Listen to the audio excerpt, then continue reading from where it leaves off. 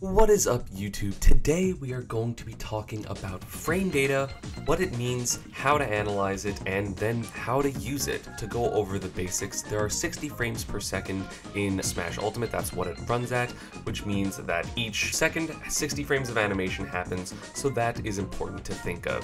When you think of frame data, the two things you kind of want to think about overall are startup frames and cooldown frames. Sometimes the animation of a move in its entirety is important if you whiff a move, but largely it's going to be how fast does the move come out, and then if you hit someone on shield, how safe is it? So first, I want to talk about a couple of important numbers that basically every character is going to have to know.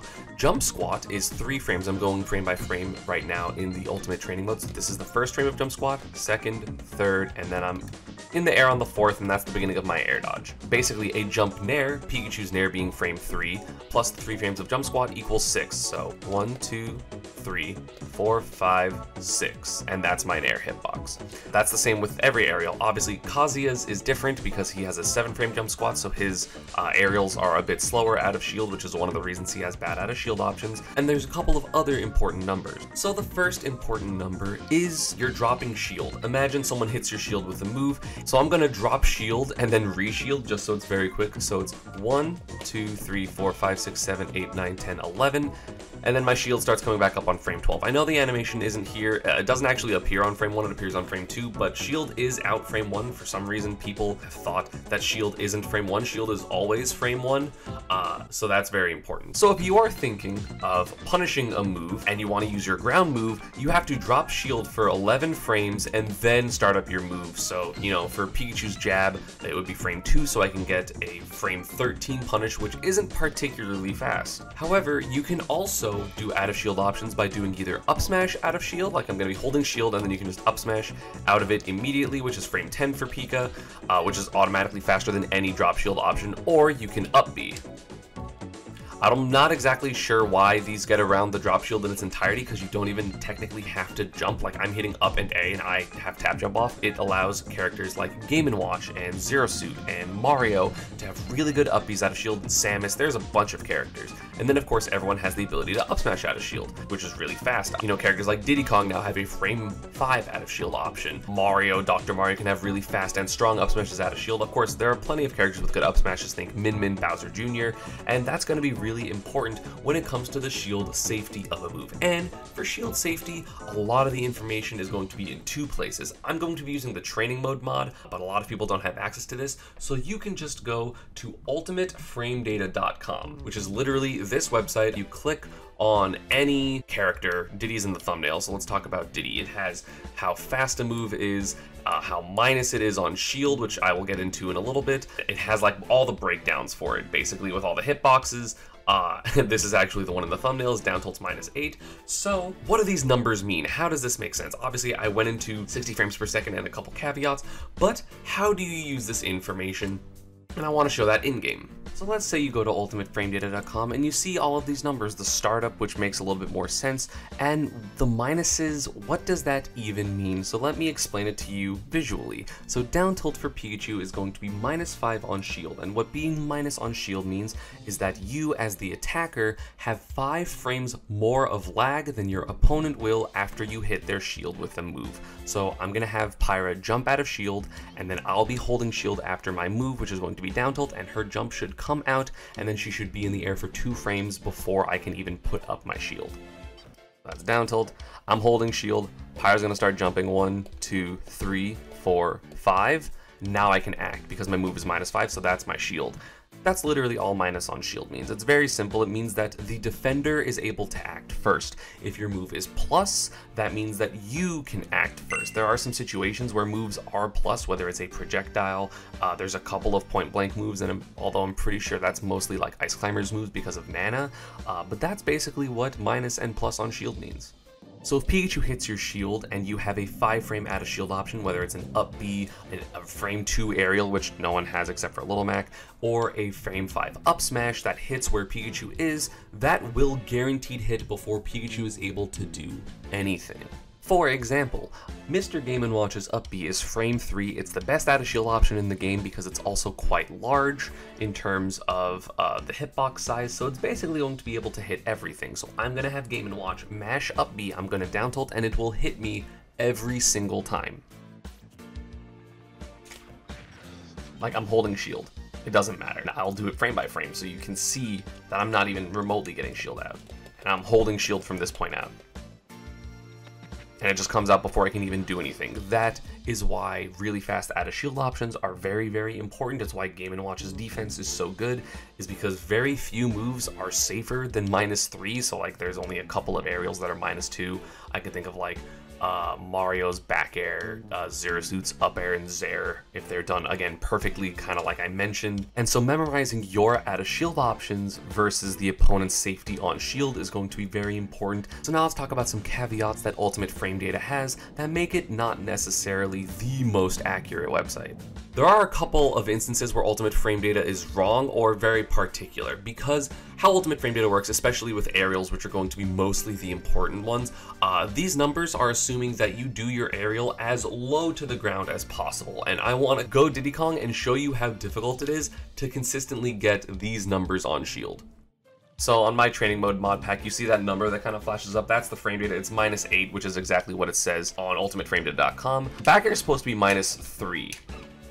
But if you are like playing a game, you're not always going to get the perfect landing aerial. It's really difficult, and in reality you actually have to mix up your timings, because if you're always going to do the perfect landing timing, you're going to get parried. If you're trying to aim for perfect frame data all the time, you will get parried because you kind of are doing things at the exact same time, which is one of the reasons why doing higher aerials is also still good, but of course then it's going to be less safe. That's kind of a mix-up when it comes to shield pressure, because ideally you want to be as low to the ground as possible and do the best thing you possibly can, but if you do it always at the same time, it's not going to work as well. So generally, unless your opponent is constantly doing the lowest possible aerial, you can always assume that there's going to be a couple of extra frames on someone's shield, especially if they like don't hit their fast fall correctly. You know, falling aerials are kind of susceptible to that. They have to be done perfectly, but if they're done perfectly, you can parry it, and that's part of the mix-up.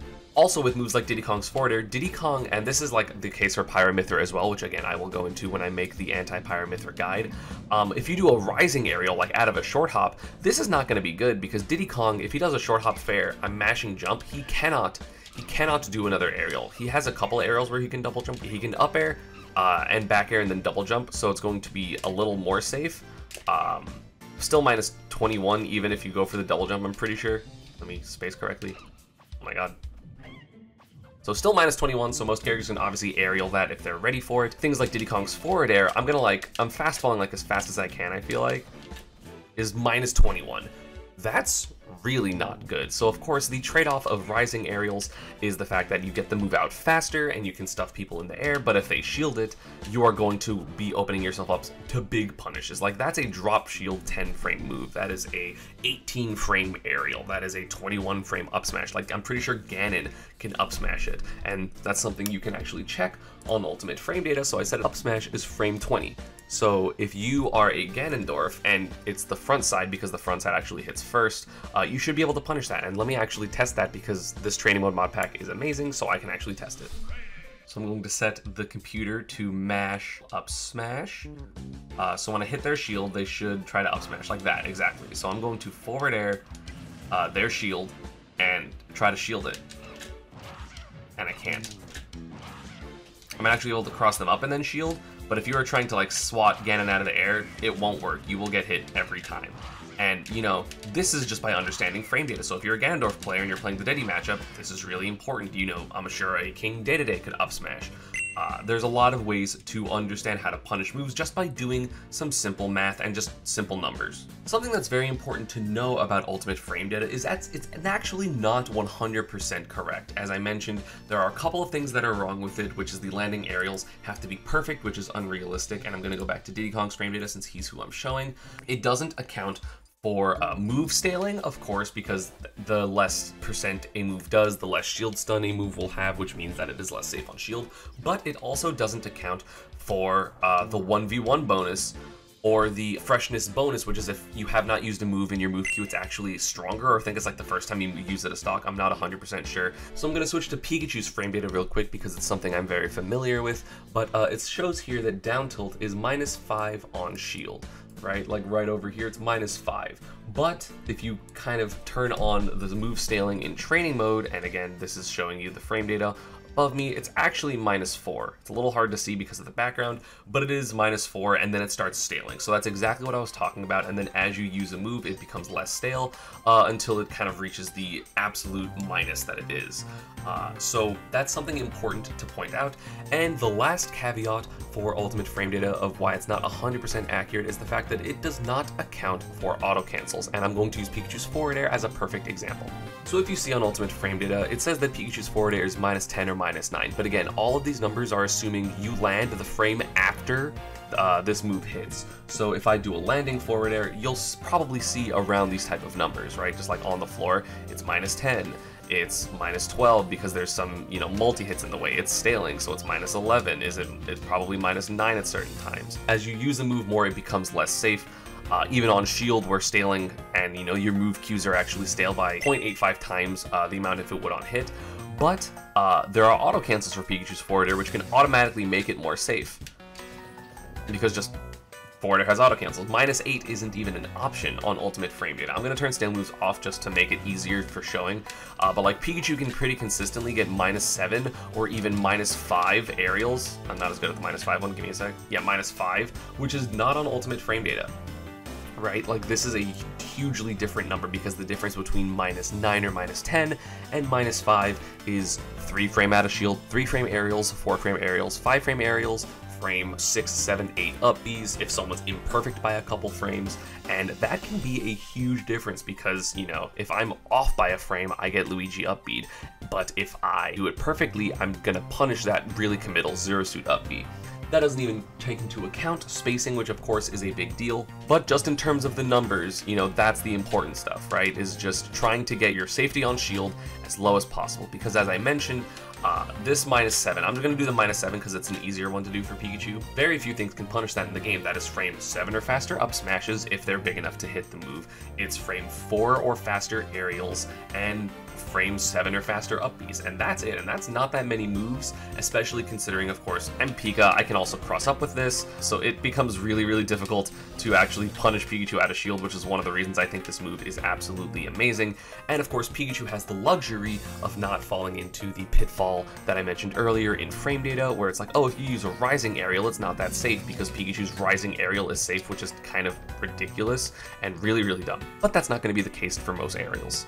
Another one of the interesting numbers you have to memorize is your shield grab. Of course, like, each character has their own frame data that you should memorize just so you know when to punish, and you can just pull up ultimate frame data really quick before you play a set with someone to make sure what you can punish and what you can't.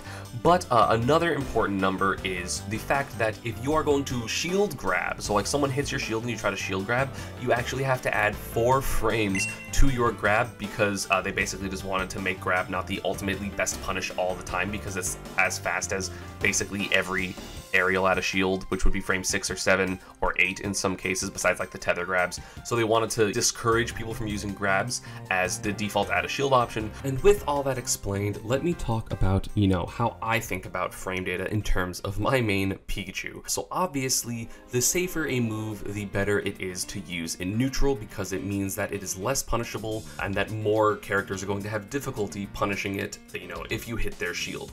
Of course, Pikachu has an option to force people to shield a lot of times in Thunder Jolt, so my stuff can be pretty safe. As I already showed, his forward air can be -7 or -5, so it's my safest aerial by far, because look at these other numbers. These other moves don't really auto-cancel in a super good way, so it's by far the safest. So if I'm trying to play as safe as possible, if someone has really, really big punishes, I want to be using my forward air and my down tilt the most, because forward air can be -5, down tilt when it's fresh is actually -4. Of course, there are other mix-ups with that, because of course I have grab if someone wants to shield in general, if they have good out of shield options like Game & Watch, but then of course they can spot dodge because it just has invincibility, so that's where that mix-up kind of comes from. Of course, Pikachu has really fast aerials overall, so I know I have a frame 6 add a shield option in Nair, a frame 7 add a shield option in up air and back air, which back air is probably going to be my go-to if I can, and of course if someone hits in front of me, I have to Nair because back air won't hit in front of me just because of how the hitbox works. So, you know, I try to focus on Nair if they're in front of me, back air if they're behind me, and then if I know certain moves are minus 10 or minus 9, I know I can shield grab those basically, because Pikachu's shield grab will be frame 11 because it's frame 7 plus the 4 extra frames. And something I didn't talk about yet is a lot of times when people do landing aerials, like let's say the Mithra one, it's minus 10 and then her spot dodge isn't actually invincible very quickly. Of course that's Mithra specific because she has foresight, but her spot dodge or roll, basically either of them, are invulnerable frame 7. So if they try to spot dodge, like grabs are really good versus them essentially because they'll foresight a move, but they won't be able to foresight a grab. So ideally, the best thing they could actually do is use their jab if they're trying to avoid a grab punish because it's frame 2 and it'll trade with the grab. But if it's frame 2, that means that minus 10 plus 2 frames is 12. So I will always have a guaranteed grab against Mithra if she nairs my shield in front of me and it's close enough for my grab to hit. And of course that's where spacing comes in, is I have to notice when she's not close enough so that I can't get the grab, and then I can play around that. But, you know, other than that, I try to remember everything on shield vaguely, but again, I can just look it up on ultimate frame data, which I know it's like, okay, Nair is minus 10, forward air is minus 7, but a lot of the times they do that rising, not falling. Back air, again, they do mostly rising, not falling, but again, those are both back air or nairable. Up air won't hit me because Pikachu's too short, so I don't have to worry about that, and down air is minus 7, which means, again, I can probably back air or nair depending on which side they're on. Another important one is forward smash, probably, where forward smash, I can always drop shield, which is 11 frames, and then dash for 5 frames, and then up smash, so I can get a dash up smash punish, or, you know, it's minus 26, so I can also get dash attack because Pikachu's dash attack is really good, as well as doing quick attack for Pikachu, which is frame 14 plus the travel distance, which that depends, but it's definitely not going to be 12 frames because that's a whole 1/5 of a second. So that's basically what I think about when it comes to using frame data. Of course, then I have to see it in game and practice what it looks like, and that's where the experience comes in because you can recognize what's happening and then know how to punish it, and that's really where stuff becomes intricate and your experience really matters. And that's why sometimes I don't have to think about options, because I understand the frame data. I can look at it and understand what I can punish with my character because I understand my own character's frame data. I don't have to memorize Mithra's frame data. I can just look at it when I'm about to play against a Mithra just to refresh what I can do. That's one of the reasons that even though ultimate frame data isn't perfect, it's still an amazing resource. And so the last thing I want to talk about is why parrying is good. The biggest detriment to using your ground moves out of shield is the 11 frames of drop shield because it makes things very slow. And because of that, you basically have to rely on your aerials, up B and up smash as out of shield options. But if you parry, now you don't have to go through the 11 frames of dropping shield, and so things can become much more versatile for you. For example, I'm going to have Mithra Nair out of shield, and then I'm going to parry the Nair. Okay, there it is. So this is the parry animation, and that is obviously really important because of a couple of reasons. So I have the ability to use my ground moves as punish, like using an up tilt out of shield, as opposed to before when I definitely could not do that because that would be an 18 frame punish. Like, definitely not fast enough, right? But if I do the parry, it is. But another thing that's important in terms of just frame data itself is the fact that you are actually 3 frames more plus as the defender, which means that you're actually able to punish things even harder. Because if you think about it, a lot of the frame data on ultimate frame data is as the attacker. So my down tilt is -5 on shield. Again, that's the one I've talked about a lot. So if Pikachu's down tilt is -5 on shield, that means that Mithra is technically +5 when Pikachu down tilts because Mithra is the defender, so the number gets flipped. And again, we've already established that Mithra's landing Nair is -10, so if you parry it, you'll actually have 13 frames before Mithra's Nair comes out, and let me just show you that, like, in-game. I'm gonna parry, which freezes both of us. I'm gonna hold shield again just to count, right? So that's 1, 2, 3, 4, 5, 6, 7, 8, 9, 10, 11, 12, 13. Now Mithra's shield should come up this frame. because it's on the 14th frame where she can do something. So you become +3 more, and you don't have to go through the 11 frames of drop shield. So it can allow people to do parry down smashes, right? Like that's a big thing for Pikachu as well, because that like is a good kill move, right? Or as I mentioned, parry dash attack. Basically the dash attack comes out. And so you can basically just open up your punishes to ground moves, your grab that doesn't have 4 frames of extra lag, which is of course good because the frame 1 option that everyone has available is shield, and grab beats shield. So basically you can just count and do some simple math in order to find what is punishable by what. And I think that covers it all. That is how to use frame data, that is what it means, that is how you apply it in game, and there's a couple of situations that are very good. Of course, it means that there are mix-ups, and there are timing mix-ups, and there are spacing things that you still have to look out for, but overall, I think that covers everything when it comes to frame data. So again, ultimateframedata.com is a great resource if you have the ability to get the Jugia's training mode mod. Again, I will link it in the description because it's absolutely fantastic. I've literally been using it to practice making my forward airs as safe as possible, which has been really nice. And you can do the same thing with your characters, see if they have auto cancel windows, or just get really good at doing landing aerials, and it'll tell you when you're doing it wrong, which is absolutely great. As always, social media, Panda and Partner stuff is down below, and I will see you all next time. Pikachu busted.